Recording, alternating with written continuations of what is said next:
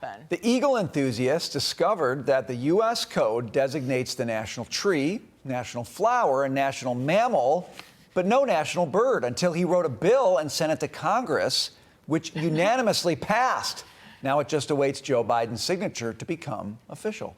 That man joins us right now, co-chair of the National Bird Initiative for the National Eagle Center, Preston Cook.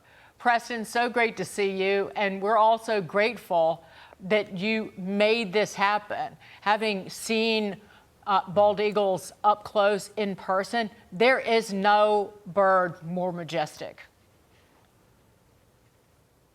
That's for sure. It's been a great ride, both ornithologically for me on releasing a bald eagle up in Alaska in 2003, as well as my collection and the symbolism of the eagle. And now what we're doing is we are finally having the bald eagle as our national bird, which anytime during the last 242 years or so, it would have been adopted if someone had done the research I had done. Right. It's just that no one ever did, because they just assumed the bald eagle was our national bird.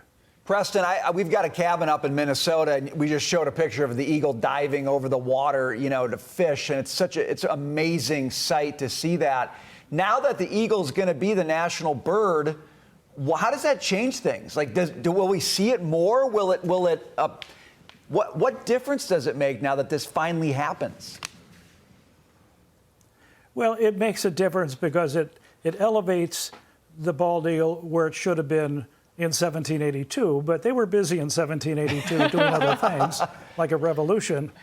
So I'm sure it was not on the top of their mind that it should be our national bird, or even that we needed a national bird. And the last 118 Congresses felt the same way, just this assumption, and let it go at that.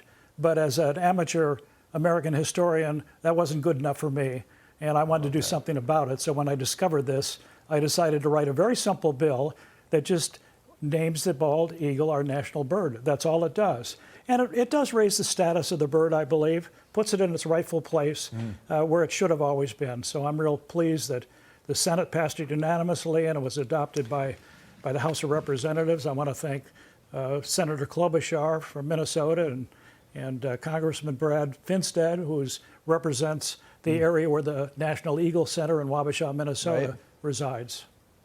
Preston, thank you so much for everything. Preston Cook. A guy who knows how to write a simple bill, too. Well, we could use more of those. I'm a huge fan of birds of prey in general. I'm like an owl fan. Doesn't surprise me. Some raptors, bald eagle, love them. Thank you, Preston.